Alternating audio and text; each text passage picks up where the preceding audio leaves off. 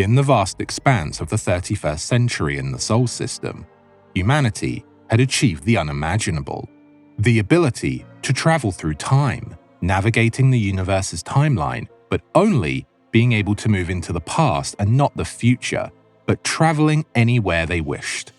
This technological marvel promised to unlock the mysteries of history, allowing scholars to witness pivotal moments firsthand.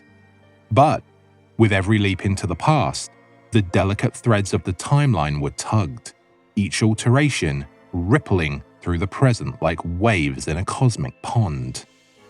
It was the year 3011, when a team of esteemed researchers embarked on a mission to study the tumultuous era of World War II. This team, comprising Dr. Elizabeth Wells, renowned for her brilliance in temporal and quantum mechanics, Dr. Marcus Jensen, a meticulous historian specializing in 20th century wartime studies, and Captain Michael Hayes, a seasoned soldier turned time travel specialist, equipped with state-of-the-art chronotech. Their mission: to observe the terrifying rise of the Nazi Party, also known as the National Socialist German Workers' Party. Little did they know that their journey would plunge them into a nightmare beyond comprehension, where they time-traveled to the scariest parts of Earth's history. When preparing for the upcoming adventure, the team were chatting with each other about the mission in the mess hall of the United Temporal Academy in Vancouver, Canada. They were attempting to understand what could possibly occur on this horrible mission. They had to ensure that they were not seen or did not interact with anyone there. Otherwise, they risked contaminating the timeline. After discussing their plans, which included using stealth tech to remain unseen, and observing how Hitler rose to power to see if they could learn insights for the 31st century, Captain Chris Ulaya burst through the door. He told them, "It's time to get going, guys. We need this information, and we're excited to see what you find in 1930s Germany." They jumped up from their seats and went to their rooms, got dressed into their space-resistant time travel armored suits, and headed through the facility to the temporal infusion pads, ready to be launched through the space-time continuum. After stepping on the pad, there was a countdown from 10. When 0 hit, a surge of temporal energy surged through the temporal conductors, hitting the probes on each of the team's flight suits, priming them for the tumultuous journey through time. The engineers, now seeing that the team had the right amount of energy for the trip, prepared the time machine pod for launch, ensured that the safety mechanisms were working, and prompted the team to step on in, where they got situated, locked in, and prepared for launch. As the time machine hummed to life, a blinding flash enveloped the team of researchers as they were thrust through the continuum, seeing the current world, future, and past simultaneously in a crazy few seconds of human existence. When they emerged, they found themselves not amidst the chaos of war, but in a dark world twisted by a horrifying reality. The swastikas adorned towering monuments and skyscrapers, and the streets echoed with the thunderous march of jackbooted soldiers.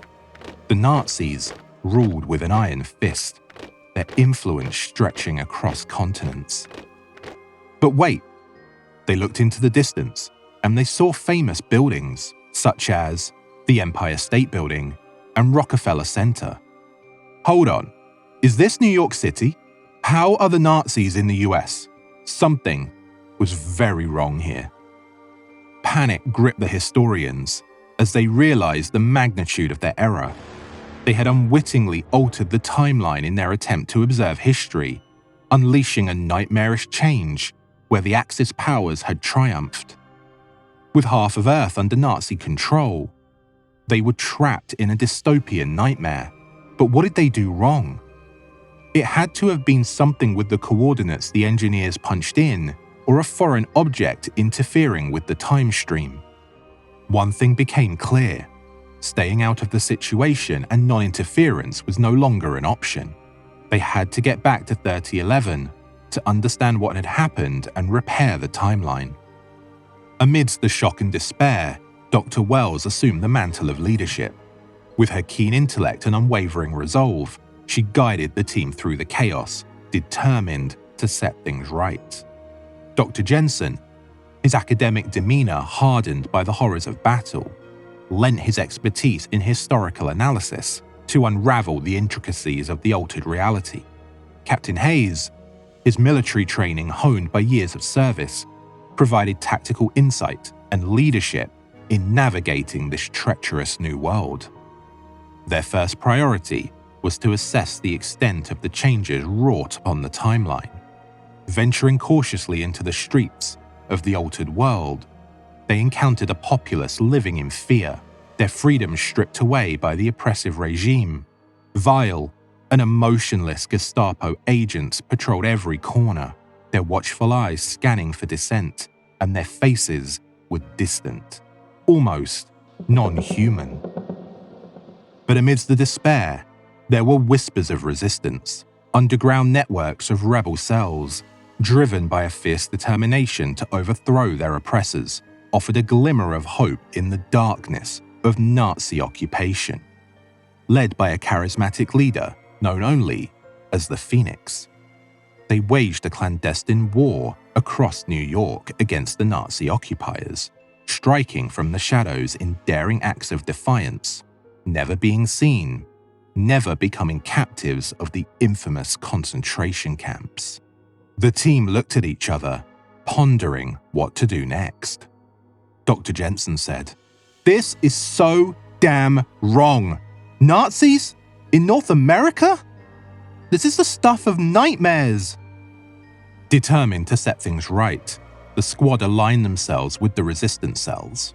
They knew their only hope of restoring the proper timeline lay in dismantling the Nazi war machine. But as they delved deeper into the heart of the Reich, they encountered paradoxes that threatened to unravel the timeline with more quantum changes. They couldn't risk more damage.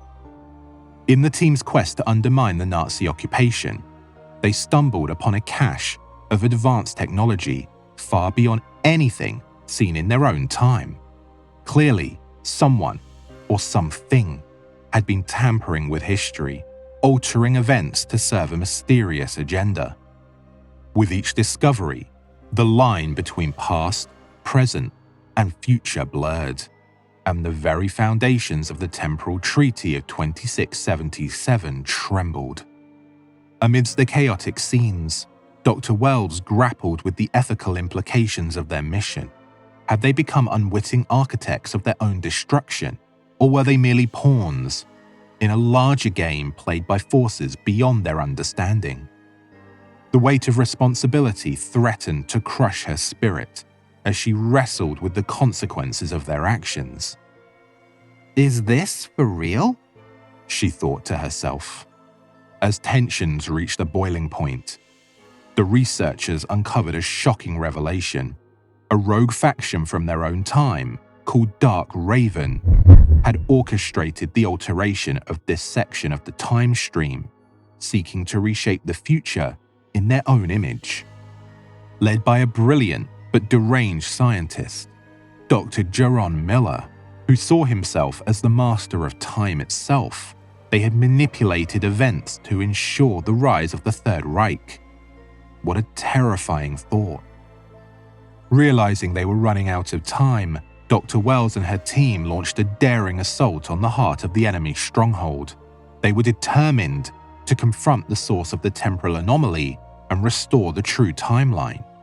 But as they breached the inner sanctum, they were met with a chilling sight. The rogue scientist, surrounded by banks of humming machinery, his eyes ablaze with insane brilliance. A desperate battle ensued as the world around them seemed to unravel. Paradoxes clashed and merged, threatening to tear the fabric of space-time apart. Dr. Wells and her team fought with every ounce of strength, their resolve unwavering in the face of annihilation. They never thought they would be fighting the Gestapo, but here they were, advanced weaponry against weaponry way too advanced for the 1930s Nazi soldiers. They had to stop this now. In a final, desperate gambit, Dr. Wells confronted the rogue head scientist, her voice trembling with righteous fury. She pleaded with him to see reason and understand the consequences of his actions, but he remained defiant, his grip on power unyielding. With a surge of determination, Dr. Wells activated the time travel device, channeling its energy into a focused beam that lanced through the heart of the machinery, and they then turned it on the leader. It tore through him like a hot knife through butter. As the temporal anomaly collapsed in on itself, reality rippled and shifted, and for a moment, it seemed as though all was lost. Dr. Wells contacted the time travel probe they arrived on, and in an instant, it teleported to their location. They quickly entered the pod, buckled in, and set the chronometer to 3011. Home, where they could have some balance and peace to regroup. The pod roared into life. A glow of blue energy rippled around it as it was pulled into the time stream. And within a few seconds of shaking and clanging around, the trip was over, and they had seemingly made it back to the 31st century alive and well. The world snapped back into place with a blinding flash of light. The swastikas vanished from view, replaced by the familiar sights of their own time. The squad stood victorious, or so they thought, their mission complete. As they returned to their own era, Dr. Wells reflected on the lessons learned from their harrowing ordeal. The power of time travel was not to be wielded lightly. She realized for the consequences of even the smallest alteration could echo through the eons, shaping and reshaping the course of history and the future in ways beyond imagining. And so, after debriefing with newfound humility, the team vowed to guard the timeline with vigilance and be its protectors, knowing that the echoes of the past held both wisdom and warning for those who dared to tamper with the fabric of time. As the team of researchers returned to the norms of their own era, they breathed a collective sigh of relief, believing their ordeal to be finally over. But as they stepped out of the time machine pod, a sense of unease lingered in the air, a subtle undercurrent of dread that seemed to permeate their very souls. Dr. Wells, ever the pragmatist, dismissed their apprehensions as the mere remnants of the trauma they had endured. She assured her companions that they had successfully restored the true timeline and that their actions had averted catastrophe. Yet, deep within her, a seed of doubt had been planted, its roots extending into the darkest recesses of her mind. As the days passed, strange occurrences began to plague them. Visions of the dystopian world they had left behind haunted their dreaming state, their sleep disturbed by whispers of a reality they had hoped to forget. Each night brought forth new terrors, a twisted tapestry of nightmares woven from the fabric of their own fears. Dr. Jensen, usually stoic and composed, grew increasingly agitated. His once sharp mind clouded by paranoia and fear. He spoke of shadows lurking in the corners of his vision, of voices whispering secrets that he dared not repeat. The weight of their journey bore down upon him, threatening to crush his spirit between its relentless burden. Captain Hayes, a veteran of countless battles, found himself plagued by nightmares of war. His dreams filled with the sounds of gunfire and the screams of the fallen. He became withdrawn and distant, his once ironclad resolve crumbling beneath the weight of his memories. The horrors of the battlefield had followed him home, a spectre looming large over his every waking moment. And Dr. Wells, the beacon of reason and logic, found herself questioning everything she had held dear. Doubt gnawed at her resolve, whispering insidious lies that threatened to unravel the very iota of her sanity. She sought solace in her work, burying herself in research and analysis in a desperate attempt to make sense of the chaos that threatened to consume her and planet Earth. It was then they realized the truth. Their journey through time had left an indelible mark upon their souls, a stain that could never be washed away. The echoes of their past had followed them home, seeping into all aspects of their temporal lives and twisting it into something dark and sinister. As the days turned into weeks, the veil between worlds began to fray, and the horrors of the alternate timeline bled into their own. Swashstickers appeared on street corners, and the thunderous march of the jackbooted soldiers echoed through the night. The world they had fought so hard to save was slipping away, consumed by the darkness that lurked at the edges of their consciousness. Desperate to escape the nightmare that had become their reality, the team turned to the only option left to them, to return to the source of their torment and confront it head-on.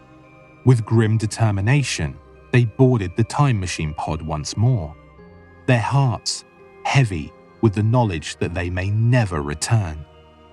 As they travelled back through the mists of time, they felt the weight of their past sins bearing down upon them. The air crackled with temporal energy, and reality seemed to tremble in anticipation of their arrival. When they emerged on the other side, after a rocking ride through time, they found themselves in a time consumed by chaos and despair. The skies burned with the fires of war, and the earth trembled beneath the boots of marching armies. It was a world on the brink of annihilation, when the forces of darkness held sway, and hope seemed but a distant memory. But amidst the carnage, they saw a glimmer of light, a beacon of hope amidst the darkness. It was the resistance, fighting against impossible odds to restore peace and justice to a world gone mad. With renewed determination, the team joined forces with the resistance who were still there, fighting, knowing that their only hope of redemption lay in defeating the evil darkness that threatened to consume them. Together, they waged a desperate battle against the forces of evil, their spirits unbroken despite the overwhelming odds. And in the end, it was their courage and determination that carried them through. With a final decisive blow, they struck down the source of their torment, banishing the shadows that had haunted them for so long. The Gestapo were no longer present in New York City. As they stood victorious amidst the ruins of their shattered reality, they knew that their journey was far from over. The echoes of their past would always linger, a constant reminder of the horrors they had witnessed and the sacrifices they had made. But as they looked towards the future, they did so with hope in their hearts, knowing that they had faced the darkness and emerged victorious. And though the scars of their journey would never truly heal, they would carry them with pride, a testament to their strength and resilience in the face of adversity. For in the end, it was not the horrors of the past that defined them, but the courage to confront them head-on and emerge stronger on the other side. And as they stepped into the unknown, they did so with the knowledge that they had the power to shape their own destiny, no matter what trials lay ahead. As a final point, after landing back in their own time in 3011, the team were instrumental in setting up the Earth policy for temporal affairs. This helped develop the United Temporal Academy into a galaxy-wide, in-demand school where Earth welcomed human students and students from alien cultures, preparing them for life traversing the timeline and helping to ensure that time was straight as an arrow with no kinks along the way. Well done, team. You can rest now, just for a little bit, until the timeline again needs your expertise to save the world.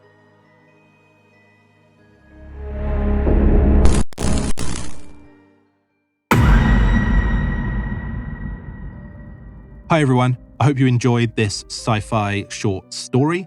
This one obviously focused on time travel, which honestly is my favorite aspect of sci-fi. So I hope you enjoyed it, and I'm definitely going to be writing more on this topic. If you're interested in sending any of your stories to be read out, just remember you can always send that. You know the drill, right? It's the email in the video description. So you can go and grab it there, send it to me. Please let me know how you want to be credited and that you're giving me your permission, and I'll get on with that.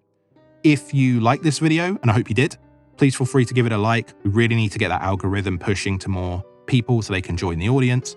Subscribe if you really enjoy the channel as a whole. And if you want to be notified of all upcoming content, then hit the notification bell. If you would like to get in touch about anything else, you can always just drop me a line in the comments on any of the videos, and I will do my absolute best to get back to you as soon as I can. Thank you very much, and I look forward to seeing you in the next sci-fi short story.